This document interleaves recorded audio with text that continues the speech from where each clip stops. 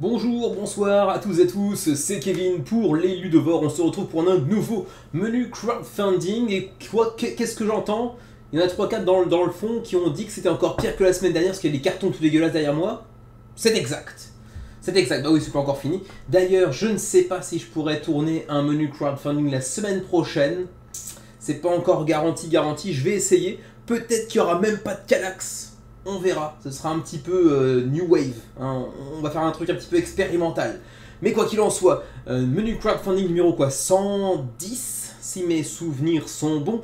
Et donc cette semaine, vous allez voir, elle est pas si chargée que ça, même si la semaine prochaine par contre sera pas mal chargée.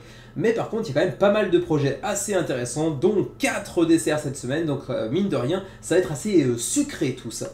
Le petit point hebdomadaire sur la chaîne avec le menu de la semaine dernière qui a fait quand même lui aussi 1000 vues. On est d'ailleurs à 1100 pour celui de la semaine précédente. Donc là on est sur un nouveau rythme de croisière après l'été où on fait des semaines un petit peu pourraves à 700 etc. On revient à un rythme de croisière au-dessus des 1000 chaque semaine et ça fait forcément très plaisir. Au-delà de ça, bon, le rythme de croisière au niveau de l'augmentation du nombre d'abonnés a un petit peu faibli depuis 4-5 mois, hein, il faut bien être honnête, c'est comme ça, mais bon, il y a un petit plafond, et il faut essayer de le percer petit à petit avec un tournevis, c'est pas aisé. Ensuite, on passe au sondage de la semaine. Vous savez, comme d'habitude, pour ceux qui ont l'habitude en tout cas de la chaîne, que dans la description de cette vidéo, vous pourrez trouver un lien vers le sondage de la semaine suivante, donc du 20 septembre 2023, pour aller voter pour le ou les projets qui vous intéressent le plus pour la semaine à venir. Et donc cette semaine, eh bien d'abord, je confirme que Pollmaker, donc le site que j'utilise pour faire ces sondages, a une fonctionnalité qui ne marche plus en fait simplement. Ici, je pouvais transférer les pourcentages en nombre effectif de voix, et ensuite le sort qui permettait de mettre comment dire, un classement du plus bas vers le plus haut ou l'inverse. Et bien là, pour le coup, ça marche plus. Je peux cliquer, ça ne fait absolument rien. Donc je vais devoir changer de site pour faire les sondages. Donc si vous connaissez des sites permettant de faire des sondages avec des images, des choix illustrés comme ici, ça pourrait être sympa de me les laisser en commentaire également. Mais bon, les résultats sont quand même là, hein, il faut bien le dire. On a d'abord Fromage, loin devant. Et on reconnaît bien ici le public français ou francophone de manière plus large. 22% pour le Frometon. Il fallait bien évidemment voter pour ce projet. Bien évidemment, on ne pouvait pas faire autrement. D'ailleurs, j'ai moi-même voté pour Fromage. J'ai voté pour Fromage et aussi pour un autre projet qui se trouve juste au-dessus, à savoir Flock Together, qui m'a intéressé pas mal, notamment parce que c'est un nouvel éditeur, mais qui d'entrée de jeu a utilisé les services de Andrew Bosley, qui est un illustrateur que j'aime beaucoup. Et en plus de ça, la proposition va être assez intéressante en termes de thématique et de gameplay également. Donc je l'ai choisi également. C'était les deux projets pour lesquels j'avais voté. Pour le reste, vous voyez qu'à 13% au-delà de Flock Together, il y a également Rivals qui est au-dessus un petit peu à 14 et Oplomachus qui tout à l'heure était à 13 et qui maintenant est à 12. Allez, ça va. Il y a des petites voix entre temps. Donc voilà, ce sera les 4 projets donc on prendra en dessert, hein, Flock Together, Fromage, Oplomachus et Rivals. Très grosse surprise pour ma part de voir Rolling Zombies aussi haut, alors que vous allez voir tout à l'heure, le projet fait un gros bid. Donc en fait, ce sera même dans les entrées de la semaine, c'est pour vous dire, je ne respecte pas du tout les votes, parce qu'il aurait dû se retrouver à minima dans les plats principaux, et on le retrouvera même pas là-dedans en réalité. Pour le reste, il y a juste j'ai mis un TH qui n'existe pas, Div 6, et puis De la Tierra à la Luna, qui sont également pas apparus dans mon radar Kickstarter, GameFan et compagnie. Donc soit ils ont été décalés, soit je les ai ratés, à voir. Au pire, on les retrouvera dans les semaines à venir. Du coup, on est parti, entrée, plat, dessert, comme d'hab.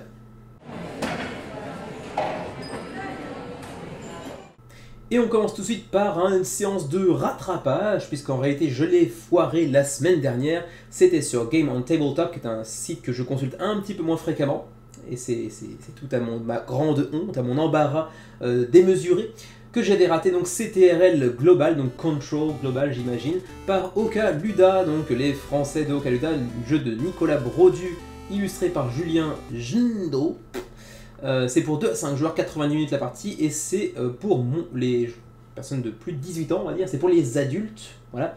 Pas parce que c'est un jeu porno, hein, non, pas du tout, c'est juste que bon, c'est une thématique un petit peu particulière hein, qui nécessite une certaine maturité, on va dire, émotionnelle. Vous allez voir ici, c'est un jeu de conflit en gros, mais comme d'habitude pour ce qui est des jeux de chez Ulule ou de chez Game on Tabletop, c'est tout en français, donc vous n'avez pas tellement besoin que je vous fasse le contenu entier durant ce segment de vidéo. Sachez juste que pour l'instant, il reste seulement 4 jours avant la fin de la campagne, donc 3 lorsque la vidéo, non même 2 lorsque la vidéo verra le jour sur YouTube, donc il faudra vous dépêcher si vous êtes intéressé pour potentiellement rejoindre les 82 backers qui se sont pour l'instant massés sur le projet, qui est pas encore financé pour l'instant d'ailleurs, hein, donc n'hésitez pas à rejoindre le projet si vous êtes intéressé, parce qu'en l'état, le jeu n'est pas financé du tout. Alors pour le reste, vous avez aussi une vidéo ici de un monde de jeu pour vous présenter une partie avec l'éditeur directement, donc c'est quand même certainement la meilleure chose à faire si vous êtes intéressé. Au moins allez checker cette vidéo. Pour le reste, le matos a l'air d'être relativement sympa, la direction artistique est relativement minimaliste mais pas désagréable. Je ne sais pas exactement comment ça se joue en détail, parce que c'est un jeu de la semaine dernière, donc je ne l'ai pas vraiment étudié cette semaine pour rattraper. J'ai juste voulu mentionner le fait qu'il existait et que je l'avais raté la semaine dernière. Donc allez checker la page de Game on Tabletop. Vous avez un pledge de base à 59 €, ce qui n'est pas non plus si cher que ça en réalité.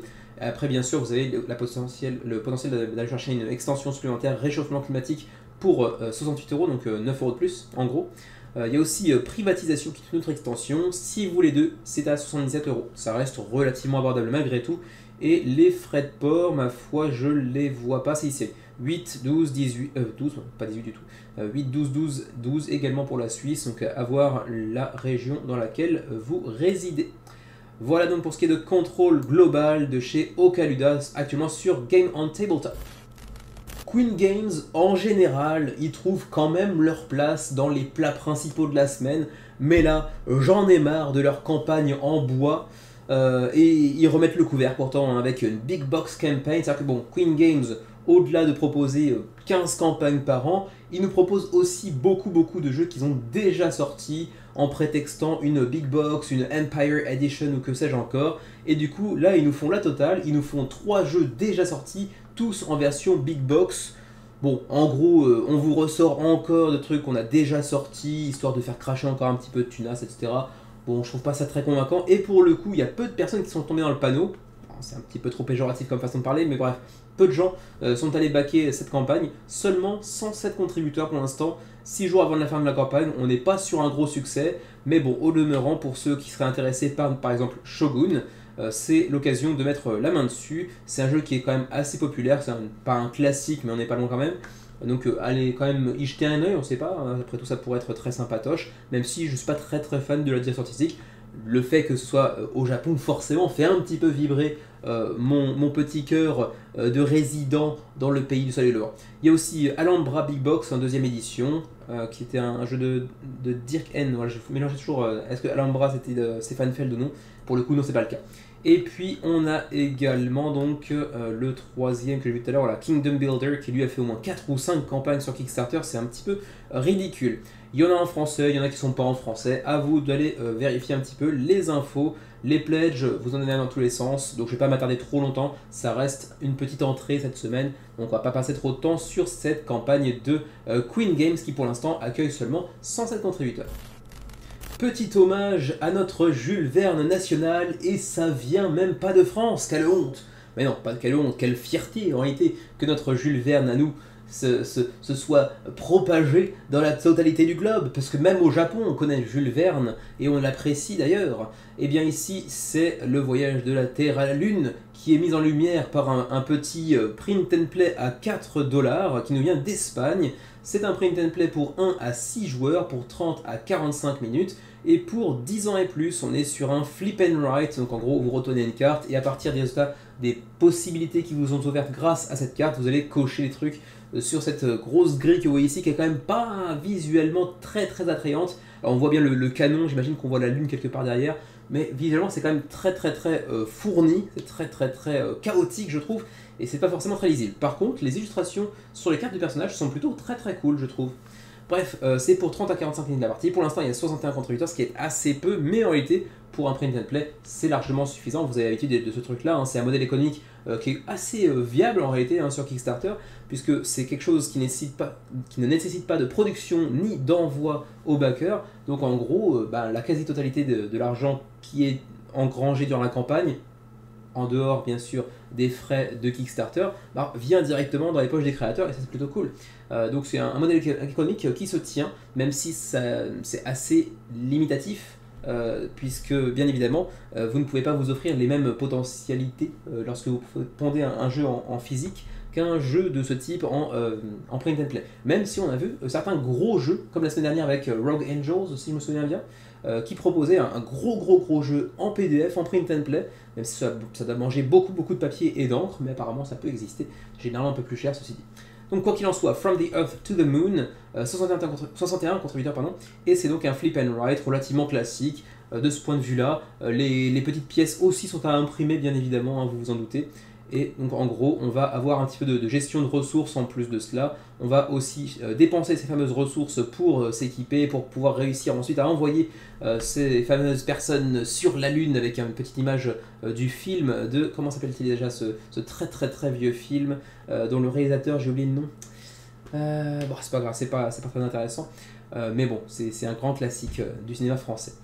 Quoi qu'il en soit, vous me direz ce que vous en pensez. Moi je suis très fan de la DA en termes de personnages ici, c'est vraiment très classe. Par contre, c'est vrai que l'affiche est vraiment beaucoup trop garnie et c'est quasiment illisible quoi, en réalité.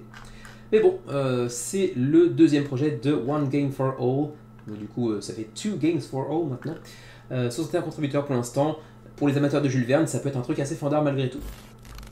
On reste sur du machin and write, cette fois-ci pas sur du flip and write mais sur du roll and write, et ça nous vient cette fois-ci de Tokyo au Japon, le premier projet sur Kickstarter de Journey Cat, ou en japonais Tabisuru Hachipondo no Neko, allez savoir pourquoi il a trouvé un nom comme ça.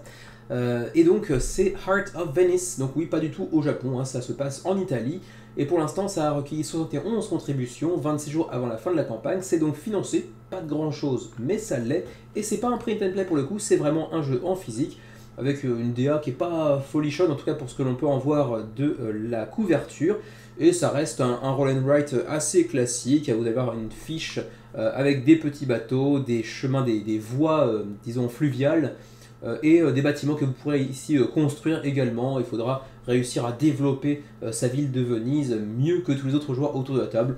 Bon, c'est pas, ça vend pas du rêve comme ça a priori, mais ça peut être très efficace, et en plus ça se base sur un jeu, un mécanisme de jeu japonais très traditionnel, donc du coup ça remet un petit peu ça au goût du jour, et j'ai envie de dire ça, pourquoi pas. J'essaie de vous retrouver ça, voilà, c'est le Amida Kuji que vous voyez ici, qui ressemble un petit peu à ces... Comment dirais-je? J'ai oublié le nom en français bien d'ailleurs. Un autre jeu japonais où on fait descendre une petite bille, il y a des clous, et en fonction des clous, elle descend dans un chemin ou dans un autre, etc. Bon, c'est assez aléatoire. Là, pour le coup, c'est pas exactement aléatoire, bien sûr, si ce n'est qu'il y a des dés. Mais ça reprend un petit peu ce mécanisme-là qui est pas inintéressant. Vous allez voir, vous allez tirer des traits, et à partir de là, les résultats vont dégouliner sur les traits, potentiellement rejoindre cette case, puis cette case, puis cette case, et enfin terminer ici, par exemple. Voilà pour ce qui est de Heart of Venice, un petit jeu donc de print and, pas du tout de print and play, excusez-moi, de roll and write qui vous coûtera combien pour la version de base, donc physique, on est à 1000 yens, oh c'est vraiment pas très cher du coup. Ah non, pour le coup ça c'est un print and play à 7 $, et en version physique par contre c'est 17 $, donc ça reste quand même très abordable malgré tout. Voilà pour Heart of Venice, le premier projet de Journey Cat en provenance de Tokyo. 71 contributeurs, 26 jours avant la fin de la campagne. Alors si j'en crois le sondage de la semaine, vous étiez assez nombreux à avoir voté pour Rolling Zombies, le nouveau jeu de Tarrasque Games. Alors on va aller voir tout de suite d'où ça nous vient ce Tarrasque Games. Et ma foi, je n'arrive pas à trouver, puisque sur GameFound je suis une quiche, je ne sais pas comment m'orienter. Tarrasque Games, clique-toi encore une fois, non ça ne marche pas. Bref, je ne sais pas d'où ils viennent, mais ils viennent. Et donc Rolling Zombies, vous avez été assez nombreux à voter pour lui, et c'est vrai que la couverture du jeu, ma foi, peut donner envie, je peux l'entendre, même si je suis pas vraiment le public pour ça. Et pourtant, il se prend, comment dirais-je, j'essaie de trouver un petit truc un petit peu original pour changer des expressions que j'utilise habituellement. Donc on va dire qu'il se prend un Mawashi Geli au niveau de la jugulaire, mais ça lui fait partir l'œil gauche, si vous voulez, au niveau des étoiles. Parce que pour l'instant, il a 27 backers. Sur un objectif de 23 000 €, on est à 1400. Donc autant vous dire qu'on est loin du seuil de financement. Ça va mal se mettre, hein, parce que pour l'instant, il reste plus de jours à la campagne que de backers pour l'instant présents. ça sent pas très très bon hein, pour Rolling Zombies. Après c'est vrai qu'une campagne sur GameFound pour un petit éditeur assez inconnu, c'est toujours un risque. C'est pour 2 à 5 jours pour des parties de 2 heures, c'est assez long, pour 14 ans et plus, et c'est un jeu de contrôle de territoire avec des jets de dés dans un monde infecté de zombies, où vous allez jouer donc pour, je crois que c'est 2 à 5, j'ai dit, ouais 2 à 5 joueurs. Pas forcément en collaboration du tout d'ailleurs, hein, on aura différentes factions qui vont chercher à reprendre possession des différents territoires, on va dire. Et en plus de ça, on a une belle direction artistique qui quand même fleure bon l'intelligence artificielle. Hein, ça sent un petit peu le Midjourney, à vérifier, je suis pas du tout expert en la matière, mais ça sent un petit peu l'intelligence artificielle qui a fait les artworks. Hein. J'ai vu certaines images où là on voit que les zombies, bon certes, un zombie ça ressemble à rien de base, mais il ressemble particulièrement à rien je trouve. Donc je vois, à voir, et peut-être que c'est écrit quelque part d'ailleurs, je ne sais pas, je n'ai pas été vérifié. Quoi qu'il en soit, on est sur un jeu donc, de gestion de main, de contrôle de territoire, d'affrontement, de confrontation avec établissement de base, etc. également. A vous de voir si ça peut vous tenter. Pour ce qui est des rewards, il n'y en a qu'un seul niveau de pledge, à 55 € pour une copie du jeu. Voilà, pour l'instant, autant vous dire qu'ils se font phagocyter par des zombies de leur propre jeu, visiblement, puisque, bah oui, quand un mort, ça n'achète pas, ça ne back pas, c'est comme ça. Mais il y en a quand même 27 qui ont réussi à trouver leur chemin sur la campagne, et il faut dire que cette semaine était assez chargée aussi en termes de qualité, la semaine précédente aussi, donc c'est peut-être une période où on n'a pas très envie de backer sur des projets mineurs qui vraiment n'attirent pas tellement l'œil en réalité. Le petit projet Ulule de la semaine, il s'agit de Ludi Circenses, on parle du latin là, on parle latin sur la chaîne des Ludors, c'est la chaîne de la culture. Pour l'instant, 2000 € d'engrangés sur 6 nécessaires et 35 contributions 34 jours avant la fin de la campagne pour le nouveau projet de l'atelier Acta. Alors pour ceux qui suivent le menu crowdfunding, vous avez peut-être déjà entendu parler de l'atelier Acta puisqu'ils avaient déjà proposé, et ça avait été traité sur le menu crowdfunding à l'époque, un autre jeu toujours historique, c'était l'Anista, un jeu de gladiateurs qui à l'époque avait d'ailleurs plutôt bien financé. Si mes souvenirs sont bons, on va aller vérifier ça tout de suite. 311 contributions.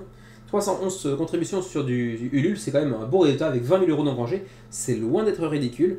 Et du coup, pour l'instant, Ludi Circenses n'en suit pas tout à fait le chemin. Soyons honnêtes, on est à peu près 35 contributions. Mais bon, en même temps, il reste un mois, donc on a largement le temps de voir venir. Et c'est toujours un petit peu dommage de voir que l'atelier Acta communique assez peu en réalité sur les différents réseaux.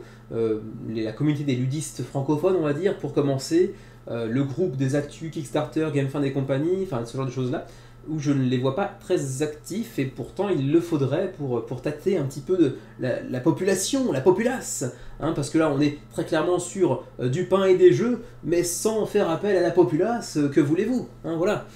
Et on est sur un jeu de course de chars, hein, un petit peu à la Ben-Hur, hein, c'est pour ceux qui se rappellent de ce film très ancien lui aussi. Bon pour le reste, hein, vous le savez, comme d'habitude sur Ulule, quand il y a une campagne, bien sûr, c'est en français, donc vous n'avez pas tellement besoin de moi, je suis juste là pour vous dire, attention, ça existe, si vous êtes intéressé par l'aspect un petit peu historique, mais avec un aspect course qui peut être très sympatoche, bah ma foi, ça peut être un jeu qui pourrait vous intéresser.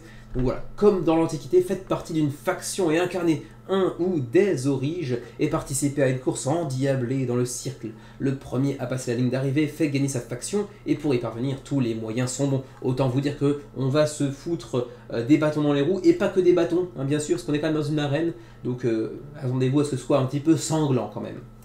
Juste pour les quelques pledges, le pledge qui est mis en avant est à 69 €. Il vous permet d'avoir le collector, plus un livre, le cirque et les courses des chars, la course des chars, plus un pendentif, bon, on s'en fout un petit peu, plus un ticket tirage au sort qui doit pouvoir servir à gagner un prix, j'imagine, quelconque. Mais sinon, pour ceux qui s'intéressent uniquement au jeu, la version physique du jeu serait Early Bird ici, 39 € ou 49 une fois que le Early Bird est terminé en gros. Et pour ceux qui voudraient aussi l'Anista mais qui l'avaient raté à l'époque, vous avez la possibilité de le faire en prenant l'intégrale l'atelier Acta pour 99 €. Et c'est pour une livraison théoriquement en janvier 2024, donc livraison plutôt très rapide. Voilà donc pour Ludi Circenses, actuellement en campagne sur Ulule, avec pour l'instant seulement 35 contributions, 34 jours avant la fin de la campagne. Et c'était la dernière entrée de la semaine. On part maintenant sur les plats principaux de la semaine.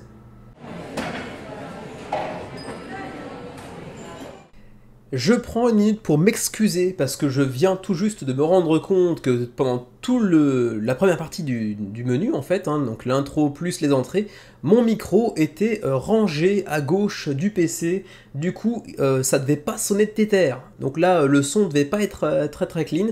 Donc j'en suis fort désolé, mais je vais pas refaire toute la première partie de la vidéo bien évidemment, ce serait un petit peu chiant, donc il faudra s'en satisfaire ou gueuler dans les commentaires, au pire ça fera un commentaire, donc ce sera bon pour le référencement.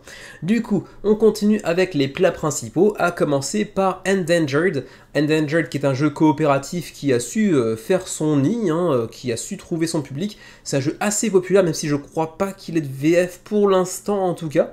Et donc il revient sur Kickstarter pour une nouvelle extension intitulée American Red Wolf Scenario, donc certainement une sorte de mini-extension qui vient rajouter un petit peu plus de gameplay et de rejouabilité, ainsi que Endangered Rescue, qui est apparemment un petit escape room en 18 cartes, donc assez original, dans le même univers que Endangered, mais avec un gameplay radicalement différent. Pour l'instant, 640 contributeurs et seulement 4 jours avant la fin de la campagne, donc 2 lorsque vous verrez cette vidéo. Donc c'est une campagne très courte qui nous vient de Grand Gamers Guild, qui nous a proposé pas mal de projets assez intéressants depuis sa création. On les avait notamment pour The Satellites and Commanders extension de Artemis Project. On avait aussi Belgian Beers Race en version US. Aldabas qui avait pas la dégueu non plus, et puis sinon pour le reste c'est essentiellement Endangered qui a fait leur fonds de commerce, même s'il y avait aussi le jeu abstrait Gorinto qui a plutôt bien marché aussi. Et donc cette fois-ci, Endangered American Red Wolf vient donc vous ajouter de nouveaux éléments de gameplay, le tout pour 20$ pour ce qui est l'extension et de 11$ pour ce qui est de ce petit jeu de escape game en 18 cartes. Ou sinon vous pouvez payer 29 pour avoir les deux et économiser 2 petits dollars. Et vous aurez plein de petits meeples de loups bruns qui sont vraiment charmants. Tout ça pour donc ce petit jeu coopératif qui a su faire ses preuves et qui vient s'enrichir ici de quelques nouvelles cartes, quelques nouveaux effets. On est essentiellement sur un jeu de placement de dés coopératif avec un petit peu de gestion de cartes également.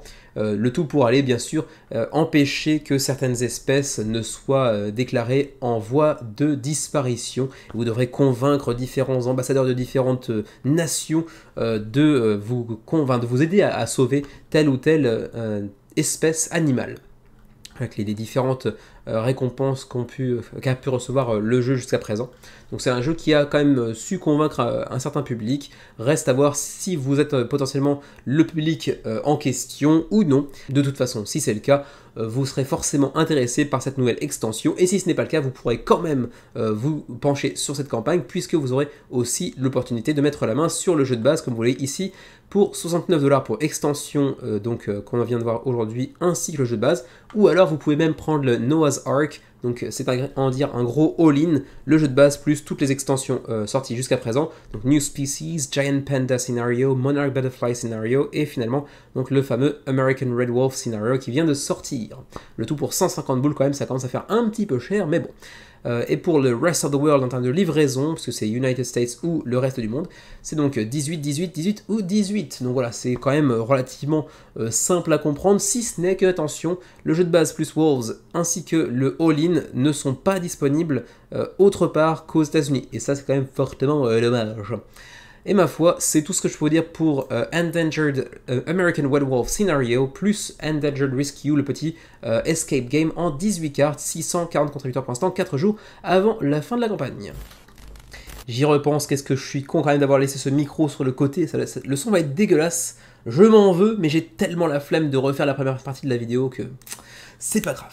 La semaine dernière, après avoir oublié Control Global tout à l'heure, j'avais aussi oublié, toujours sur Game on Tabletop, la VF de Voidfall par Super Meeple. Mais j'ai envie de dire c'est moins grave parce que le projet de Mind Clash Games à l'époque sur Kickstarter était déjà proposé en VF déjà par Super Meeple à l'époque, si mes souvenirs sont bons.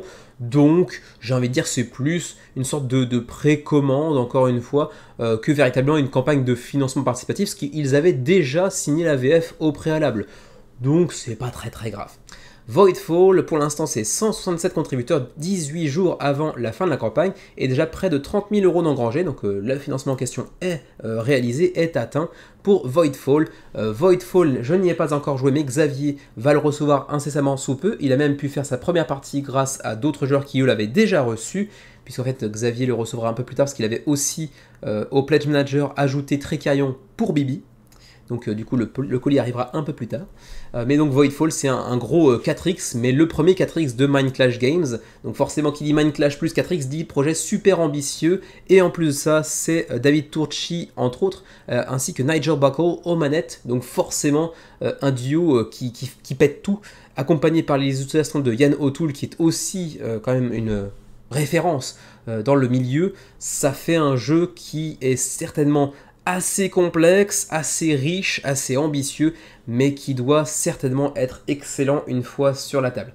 Reste que, comme vous le savez, les jeux déjà de 4X sont pas forcément des jeux qui m'attirent outre mesure, et en plus ça se passe dans l'espace avec des vaisseaux, etc. Donc ça m'attire encore moins, ça fait deux trucs qui sont pas tellement pour moi à la base, mais Xavier m'a dit ça, que ce soit ton type de jeu ou pas, je m'en fous, je t'y ferai jouer. Donc apparemment je suis sous la menace, j'aurais pas tellement le choix apparemment. C'est pour 1 à 4 joueurs, pour 15 ans et plus, pour 50 minutes par joueur autour de la table, et pour l'instant le jeu jouit d'une belle réputation avec un 8.6 sur BGG, en moyenne c'est quand même une excellente note. Pour le reste, je ne vais pas passer non plus trop de temps là-dessus, parce que, encore une fois, c'est tout en français sur la page de Game on Tabletop, donc vous n'avez pas tellement besoin de moi. Sachez juste que Voidfall, c'est donc un gros jeu expert en 4X euros par les auteurs d'autres jeux de Mindclash, donc David Turchi pour Anachronie par exemple, Nigel Buckle, c'était déjà pour, comment ça s'appelle ce jeu avec les dinosaures, si je me souviens bien, c'était lui qui l'avait fait aussi. Peut-être même Tricarion, je ne sais plus pour le coup. Non, c'était pas les Tricarion, mais bref, c'est un auteur maison aussi, il me semble. Donc voilà, c'est un très très beau jeu, belle DA de Yann O'Toole, avec une grosse iconographie à mémoriser à mon avis, mais en même temps c'est pas forcément le premier ni le dernier jeu de Mindclash pour lequel il faudra un petit temps d'adaptation, et pour lequel il y aura aussi une très très belle courbe de progression. Donc à suivre, parce que Voidfall ça risque de faire parler dans les mois à venir. Sachez qu'en plus il y a 3 modes de jeu, un coopératif, un compétitif, et bien sûr le solo de Maître David Turchi. Pour ce qui est des niveaux de pledge durant cette campagne, j'essaie de vous retrouver ça, mais je suis un peu moins habitué à Game on Tabletop. Le pack figurine avec toutes les figurines en 3D bien sûr pour accompagner et deluxifier votre expérience. On a ici les plateaux en triple couche, on n'est même pas sur de la double, mais c'est la triple couche désormais. Hein. À bientôt la quadruple couche, attention. Mais c'est pour 150 exemplaires seulement, attention. Ils ont dû acheter un lot auprès de Mindclash Games et donc avoir une quantité très limitée. On a une option 3 avec les lots en métal, avec toutes les ressources en métal, c'est hyper classe. Par contre, ça va coûter une blinde et c'est seulement en 50 exemplaires. Et donc, j'arrive toujours pas à trouver les fameux niveaux de pledge. Mais par contre, vous avez bien sûr un tas de vidéos disponibles, hein, avec l'Eudus, avec 20 jeux, avec les recettes ludiques, avec les jeux de Chaps, bien sûr. Bref, on a une tonne d'autres jeux, d'autres vidéastes, pardon, à aller checker. Boîte de base, 105 € au lieu de 120. Ça y est, j'ai enfin trouvé les pledges. Donc déjà de base, ça coûte cher, attention, hein, ça coûte très cher, même pour le jeu de base. Ensuite, pour le pack figurine, c'est 65 € pour ceux qui vous le voudraient, en plus du jeu de base bien évidemment. Hein. Et puis pour ceux qui voudraient les plateaux triple couche, c'est 18 € en plus. Et enfin, le pack métal est déjà en rupture, il vous en aurait coûté 35 € quoi qu'il arrive. Frais de port gratuit en France, très cool, 5 € pour la Belgique, 5 € pour le Luxembourg, et paf, 20 en Suisse. Voilà, il n'y a pas forcément toujours que des mérites à habiter en Suisse, mais pour ça, malheureusement, c'est la vie. Voilà donc pour Voidfall de chez Super Meeple, la localisation du nouveau jeu de Mindclash Games. 18 jours avant la fin de la campagne, 167 backers pour l'instant. On enchaîne avec le nouveau projet, même le double nouveau projet de Portland Game Collective, qui est un petit éditeur américain qui s'est un petit peu spécialisé, j'ai l'impression, en localisation, parce que là par exemple on avait déjà 535, un jeu japonais qui était localisé pour les US, qui avait fait 500 contributeurs à l'époque, puis 200, enfin même avant ça, j'avais dit puis en fait non, avant ça, Bridge City Poker qui avait fait 207 contributeurs, et donc là on a déjà battu le record de 535 avec 806 contributeurs pour 2 nouvelles localisations je crois, en tout cas pour Trick Takers c'est sûr, pour Haggis je le suis moins en revanche. Haggis, qui est un jeu d'escalade un petit peu à la 6 qui prend, on va dire, on va aller croissant, mais avec un système de pari face aux autres joueurs, et avec un mode 1 contre 1 ou un mode 2 contre 2 par exemple, qui peut être assez intéressant. Et puis Trick Takers, qui est l'ancêtre de King's Trick Takers, que nous avons reçu, mais que je n'ai pas encore sorti pour l'instant avec Xavier. On va essayer de le faire durant le mois d'octobre à mon avis, mais pour septembre ça risque d'être un peu short, on a un programme assez chargé. Et par contre, si vous voulez en avoir des retours concernant donc, King's Trick Takers, et non pas seulement Trick Takers, allez voir par exemple la chaîne de Yoel, donc First Player, qui l'a mentionné assez récemment, donc, en disant beaucoup de bien, même si le jeu est très cher. Mais bon, là pour le coup c'est Trick Takers, donc son ancêtre. 806 contributeurs 20 jours avant la fin de la campagne, ça commence plutôt très fort pour le nouveau projet de Portland Game Collective. Donc Haggis, je l'ai dit tout à l'heure, un petit jeu d'escalade qui est déjà dans le top 1000 de Board Game Geek, donc un jeu qui est déjà précédemment édité. Et donc Trick Takers qui nous vient du Japon, qui est un jeu de draft et de pli assez unique, avec également un système d'enchères qui n'est pas inintéressant, et qu'on retrouve d'ailleurs dans King's Trick Takers, que l'on abordera un jour de toute façon sur la chaîne. Haggis, c'est pour 2 à 4 joueurs, pour 45 minutes, pour 13 ans et plus, et donc j'ai dit 1 contre 1 ou 2 contre 2 avec un système d'escalade et également de bombes. On va pouvoir aussi impacter les autres adversaires en face de nous, avec un système de pari avec des cartes que vous voyez ici également qui ne sont pas intéressantes. Et ensuite, disais-je, Trick Takers, donc l'ancêtre de King's Trick Takers, avec une très belle DA un petit peu mangaesque avec des animaux anthropomorphiques quand même très sympatoches, pour 2 à 5 joueurs, pour 30 à 40 minutes la partie, et pour 8 ans et plus, donc certainement un peu plus abordable, accessible que King's Trick Takers, qui lui est un petit peu plus orienté initié si j'ai bien compris. Avec un jeu asymétrique, de plis et également de draft, avec différents personnages qui vont avoir différents prérequis pour scorer, genre faire un pli ou au contraire ne pas en faire du tout durant la manche, etc. etc.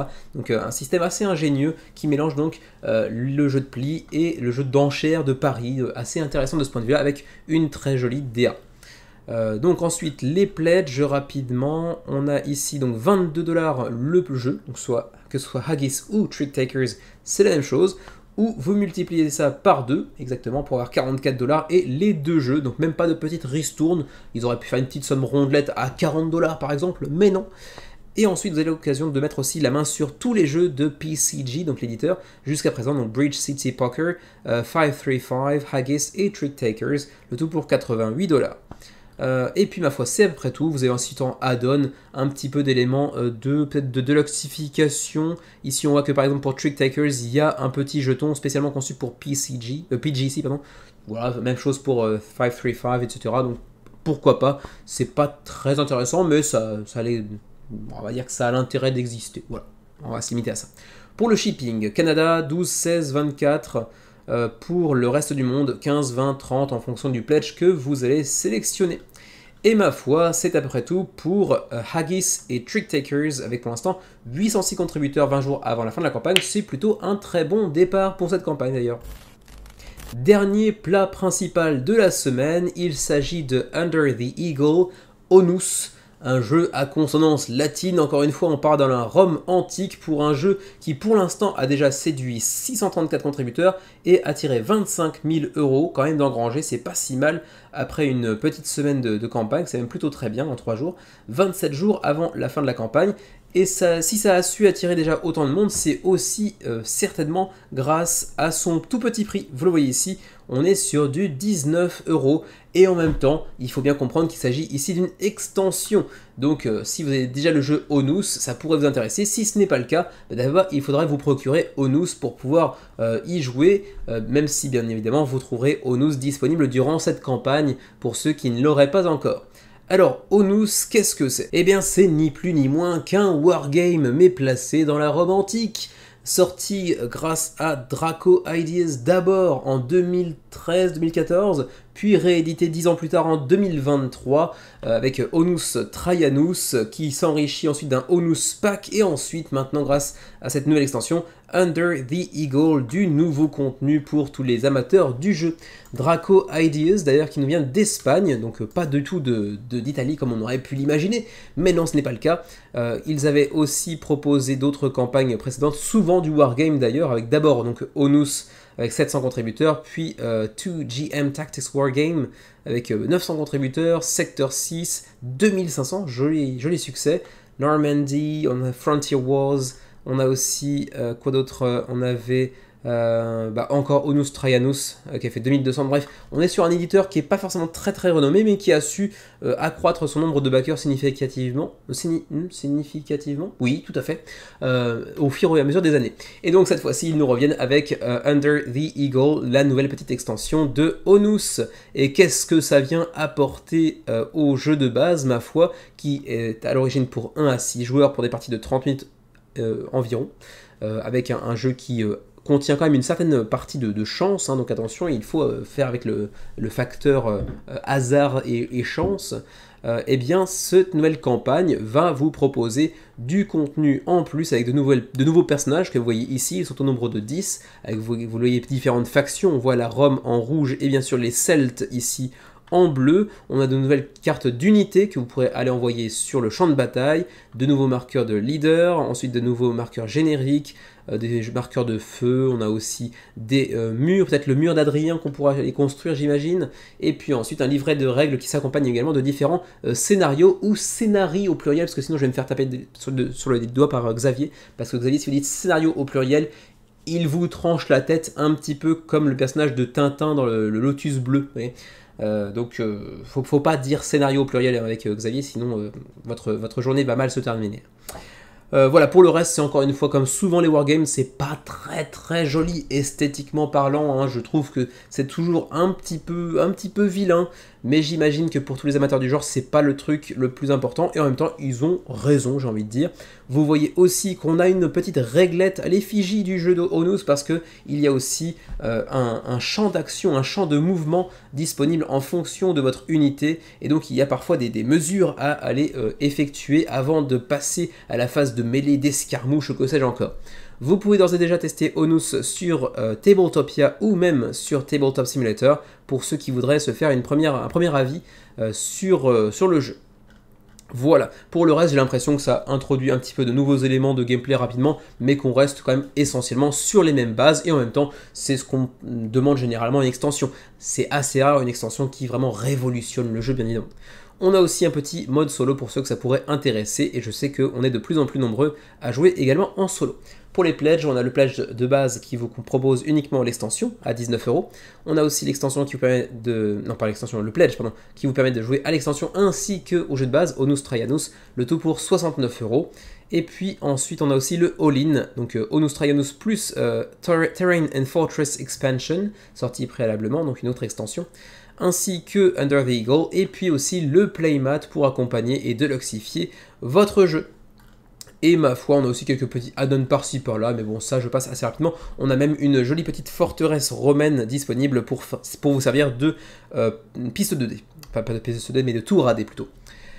Et ensuite, pour les frais de port, on est sur du 12 ou 18 € en fonction de ce que vous allez choisir de mettre dans votre boîte, en gros, pour le Canada. 8-12 pour l'Europe, un peu moins pour l'Espagne, bien évidemment, c'est même beaucoup moins parce que c'est gratuit. Et pour le reste du monde, c'est 14 à 29. Et ma foi, c'est à peu près tout ce que je peux vous dire concernant Onus Under the Eagle, la nouvelle extension du jeu. 27 jours avant la fin de la campagne, il y a déjà 634 contributeurs, c'est plutôt un très joli petit début de campagne. Il y a toujours autant de monde pour les wargames, même si j'avoue que je suis toujours assez hermétique à ce type de jeu pour l'instant en tout cas. C'était donc le dernier projet des plats principaux de la semaine. On va maintenant pouvoir passer aux 4 desserts. Il y en a quand même un certain paquet cette semaine-ci. Y compris un qui a bien évidemment trouvé sa place après les plats principaux, mais qui aurait dû en réalité se trouver entre les plats principaux et les desserts. Vous voyez de quoi je parle, il s'agit bien sûr de fromage, mais il y en aura aussi 3 autres, dont un projet français dans le tas.